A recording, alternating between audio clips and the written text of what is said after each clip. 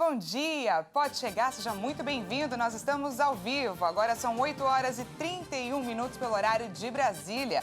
Mais um dia começa e nada melhor do que bem informado, não é?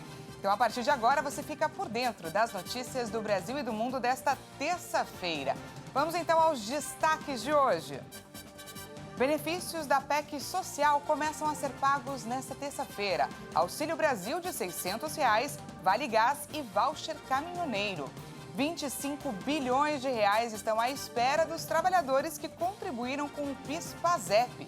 Chanceler de Taiwan diz que exercícios da ilha são parte de plano para a invasão. E ainda, uma onda de solidariedade invade a família do menino que ligou para a polícia para falar que não tinham o que comer. Tudo isso a partir de agora. Começa hoje o pagamento da primeira parcela de R$ 600 do Auxílio Brasil. Mais de 20 milhões de beneficiários vão receber o valor. Vamos dar uma olhada nos benefícios que começam a ser pagos neste 9 de agosto. Com a antecipação do calendário de pagamentos do Auxílio Brasil em agosto, o benefício de R$ 600 começa a ser pago a quem tem o número de identificação social UNIS com final 1. Os demais grupos recebem os pagamentos até o dia 22. O adicional de R$ 200 para o Auxílio Brasil, que eleva o valor mínimo do benefício de R$ 400 para R$ 600, deve ser válido entre agosto e dezembro deste ano. Esse acréscimo no valor do Auxílio Brasil está dentro da proposta de emenda à Constituição, a PEC social, e prevê gastos de 41 bilhões e 200 milhões de reais em medidas de ajuda à população pobre e a algumas categorias profissionais. No total, 20 milhões e 200 mil beneficiários em condição de vulnerabilidade social vão receber o mínimo de R$ 600 neste mês. Também começam os pagamentos do Auxílio Gás no valor de R$ 110 a 5 milhões e 600 famílias e do Auxílio Caminhoneiro com 2 parcelas de R$ 1.000 cada, referentes aos meses de julho e agosto.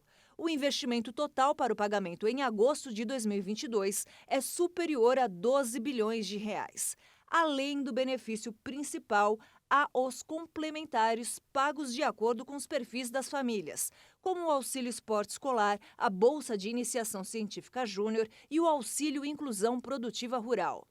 O benefício é destinado a famílias em situação de extrema pobreza, ou seja, famílias com renda mensal per capita de até R$ 105. Mas famílias em situação de pobreza, com renda entre R$ 105 e R$ 210, também podem receber, desde que tenham entre seus membros gestantes ou pessoas com menos de 21 anos. Para saber se tem direito ao Auxílio Brasil e o valor que vai ser pago, a pessoa deve ligar no telefone 121 do Ministério da Cidadania. E cerca de 25 bilhões de reais estão à espera de trabalhadores que contribuíram com o PIS/PASEP. Mais de 10 milhões de pessoas ainda não foram sacar o valor que está parado no banco. 25 bilhões de reais estão à disposição dos trabalhadores que contribuíram com o PIS/PASEP na Caixa Econômica Federal. Tem direito ao benefício quem trabalhou com carteira assinada na iniciativa privada ou como servidor público nos anos de 1971 a 1988. Antes, o valor só podia ser sacado em casos específicos, como aposentadorias ou doenças graves. Mas em 2019, uma medida provisória passou a permitir que todos os participantes cadastrados no fundo pudessem realizar o saque integral dos valores. Mas pouca gente foi buscar o dinheiro. São mais de 10 milhões de pessoas que estão deixando quase 25 bilhões de reais parados no banco. O problema é que o valor só vai ficar disponível até 2025. Depois disso, o dinheiro volta para os cofres públicos. A Defensoria Pública da União solicitou que a Caixa Econômica Federal comunique os beneficiários que têm direito ao saque. A consulta do saldo pode ser feita nas agências da Caixa Econômica, nas lotéricas e nos canais de comunicação do banco ou pelo aplicativo do FGTS. Quem tem direito ao benefício e é correntista da Caixa, o crédito pode ter sido realizado automaticamente. E para aqueles que não possuem vínculo com o banco, a retirada do dinheiro deve ser feita em uma agência da Caixa, levando o documento com foto. Se o titular da conta já tiver falecido, os beneficiários legais precisam comparecer até uma agência da Caixa com a certidão de óbito e um documento que comprove o vínculo familiar. Agora a gente fala um pouquinho de eleição.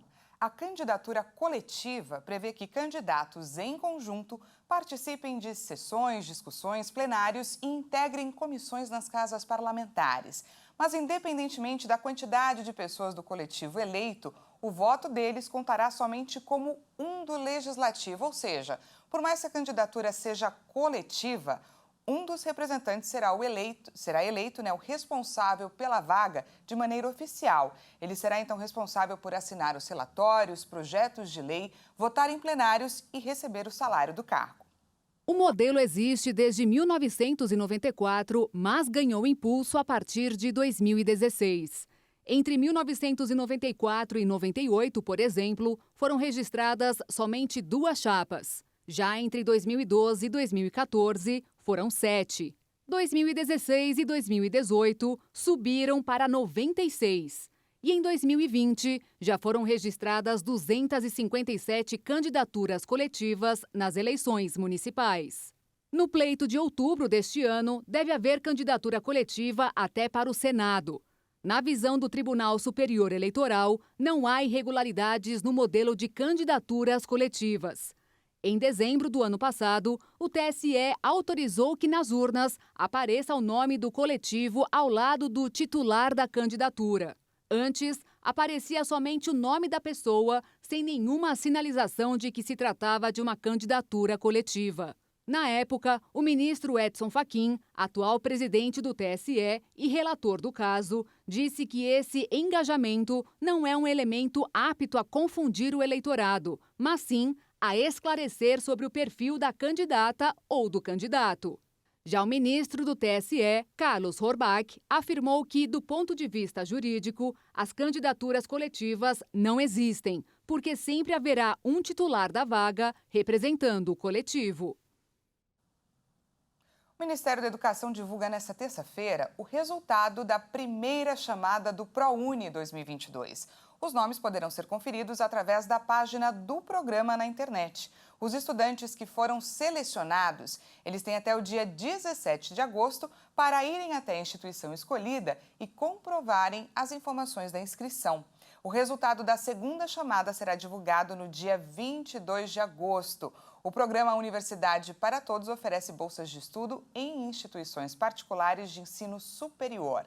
Nessa edição, foram ofertadas mais de 190 mil vagas. O Censo 2022 pode ser respondido por telefone ou internet. A participação remota é possível com código eletrônico entregue pelo agente na visita inicial obrigatória no domicílio. Esta é a primeira vez que o IBGE oferece a possibilidade de participação no censo por telefone. Em 2010, a operação do censo já havia oferecido a opção de participação pela internet. Para participar do censo à distância, ao receber a visita de um agente do censo, o morador pode fazer a opção pelo autopreenchimento via internet ou por telefone. A partir daí, deve ser gerado um e-ticket para que a pessoa responda ao questionário remotamente no prazo máximo de 7 dias.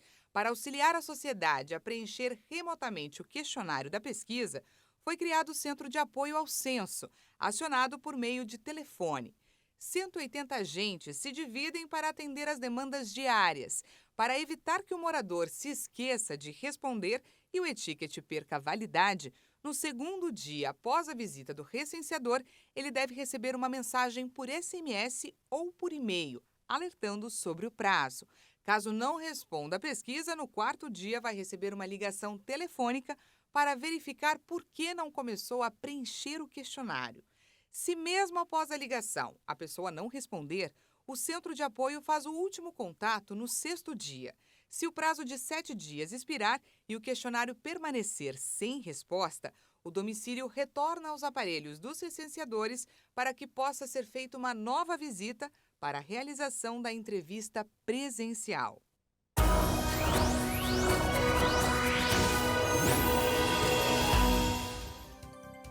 Vamos agora de previsão do tempo. A terça-feira será marcada por tempo muito instável em diversas regiões, principalmente entre o sul, sudeste e centro-oeste, por causa da ativação de um ciclone extratropical associado a uma forte frente fria. Por conta disso, tem previsão de chuva com potencial para alagamentos em vários municípios dessas regiões. Vamos conferir a previsão do tempo para hoje em algumas cidades do país. Em Paranaguá, no Paraná, o dia vai ficar encoberto. O volume de chuva esperado para hoje na cidade é de 50 milímetros e a máxima na região não deve ultrapassar os 19 graus. Já em Corumbá, no Mato Grosso do Sul, o dia também vai ser chuvoso, com mínima de 14 graus e máxima de 19. Para finalizar, aqui em São Paulo, as baixas temperaturas devem continuar durante toda a semana. A mínima para hoje é de 15 graus e a previsão é de que os termômetros marquem no máximo 20 graus aqui na capital. Tem previsão de chuva a qualquer hora do dia. E a gente vai para um rápido intervalo e na volta, chanceler de Taiwan diz que exercícios da China são parte de plano para a invasão. E ainda, uma onda de solidariedade invade a família do menino que ligou para a polícia com pedido de socorro para falar que não tinham o que comer. Nós voltamos já.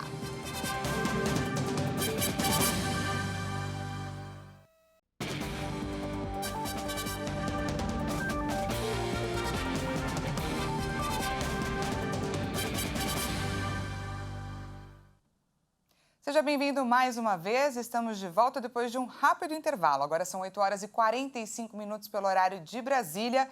O assunto é a pandemia. Com mais de 34 milhões de casos já confirmados, a média móvel de infecções por coronavírus aponta a tendência de queda. Vamos conferir os números atualizados. O Brasil confirmou mais 170 mortes por Covid-19 em 24 horas. Desde o início da pandemia, já são 680.166 vítimas da doença. Em um dia, foram registrados 17.409 novos casos de Covid-19. Ao todo, já são 34.035.780 diagnósticos confirmados. Com tendência de estabilidade e variação de menos 11% em relação a 2 semanas, a média móvel de mortes chegou a 207 vítimas diárias. Já a média de casos na última semana foi de 25.688 registros por dia. Esses dados mostram uma tendência de queda com variação de menos 36% em relação a 2 semanas. De acordo com o Ministério da Saúde, o estado do Mato Grosso do Sul não atualizou o número de mortes. Mais de 465 milhões e 621 mil doses de vacinas contra a Covid já foram aplicadas aqui no país. Vamos falar agora de vacinação, entender melhor como anda o avanço, olhando o nosso vacinômetro. De acordo com dados do Ministério da Saúde e das Secretarias Estaduais de Saúde, a primeira dose já foi aplicada em 84,59% da população. Já a segunda dose, em pouco mais de 80% dos brasileiros. E a primeira dose de reforço ou terceira dose, em 53,59% das pessoas. Um dos principais avanços do pagamento de forma digital, o Pix, atingiu um recorde de aceitação no comércio eletrônico e agora empatou com os boletos. A modalidade também aparece em segundo lugar no quesito meios de pagamento aceitos pelas lojas online, na mesma posição que os boletos bancários.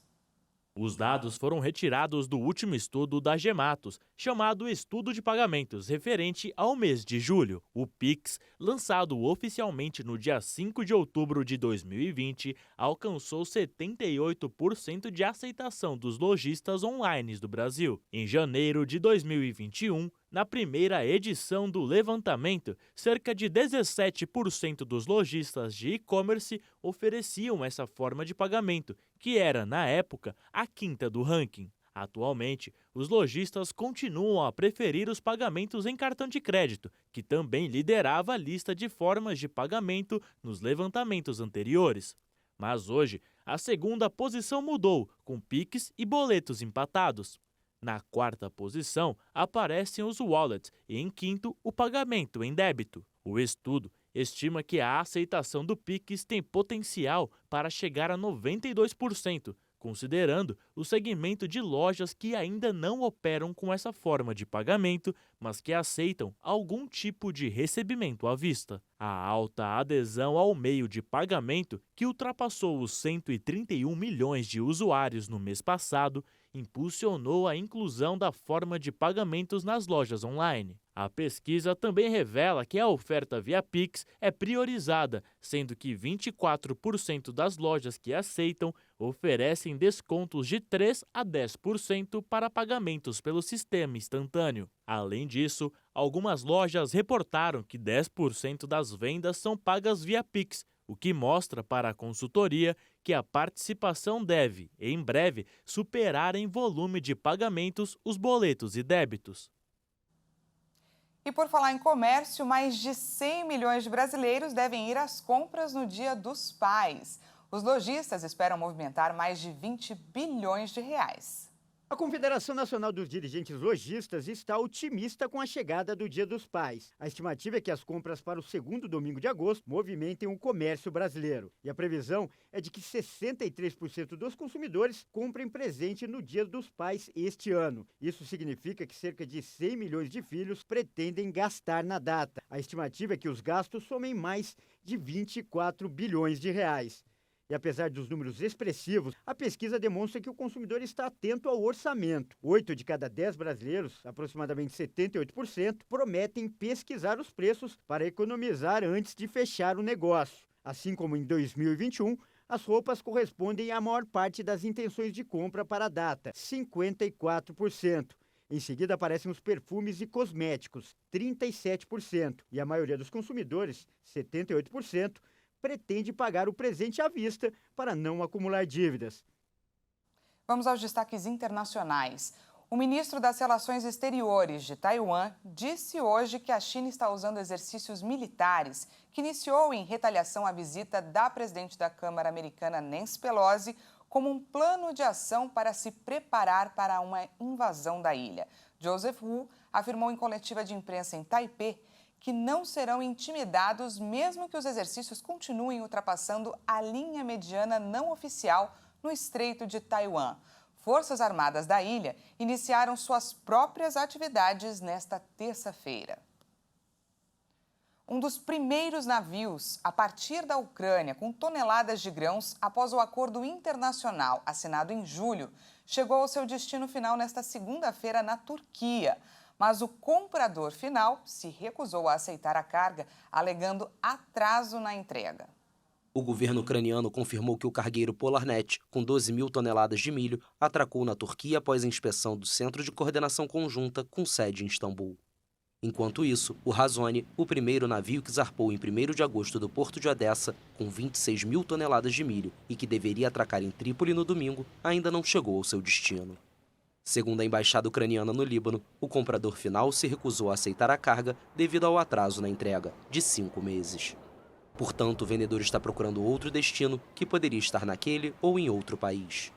Rússia e Ucrânia assinaram em 22 de julho 2 acordos, monitorados pela Turquia e pela ONU, que permitiram retomar as exportações de cereais ucranianos, bloqueados nos portos desde o início da guerra, e de produtos agrícolas russos, apesar das sanções ocidentais. Autoridades ucranianas disseram na segunda-feira de manhã que 8 navios partiram desde que o acordo foi assinado. Kiev espera que entre 3 e 5 navios zarpem diariamente em até 2 semanas.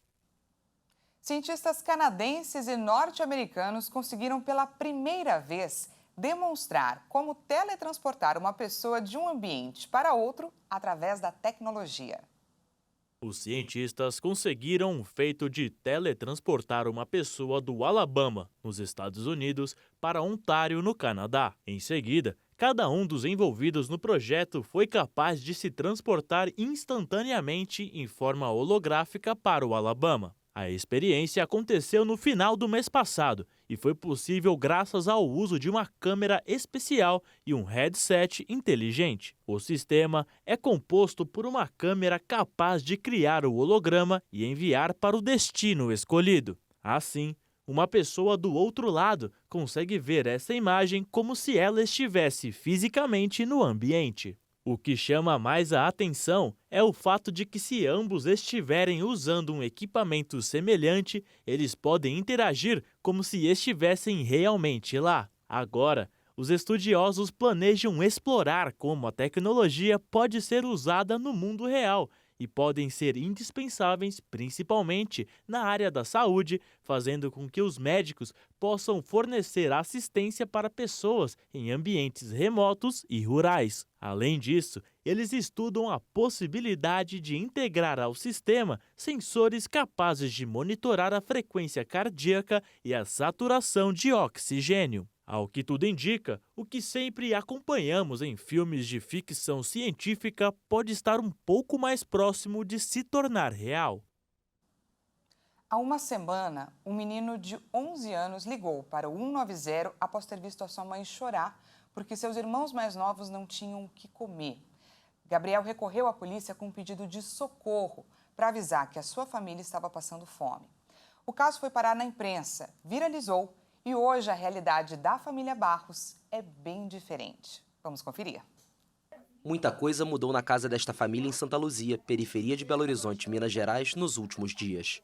Na semana passada, Miguel Barros, de apenas 11 anos, ligou para a polícia desesperado para informar que não tinha nada para comer.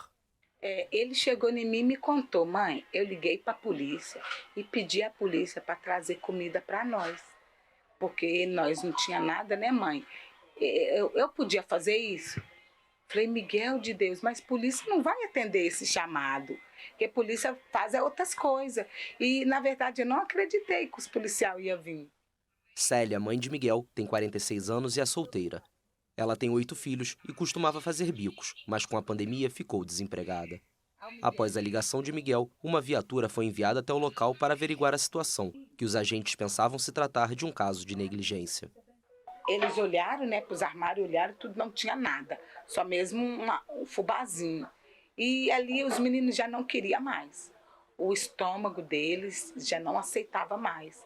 Então, assim, quando eles viram aquela situação, eles falaram assim: ô mãe, então a gente achou que era maus tratos, mas aqui é necessidade mesmo, né? Eu falei: tô com muita fome. Os oficiais foram ao supermercado e retornaram com uma cesta básica de alimentos, além de doações do dono do estabelecimento. A história foi parar na imprensa e logo viralizou. Então as doações começaram a chegar de todo o Brasil e também de fora, lotando a cozinha da família.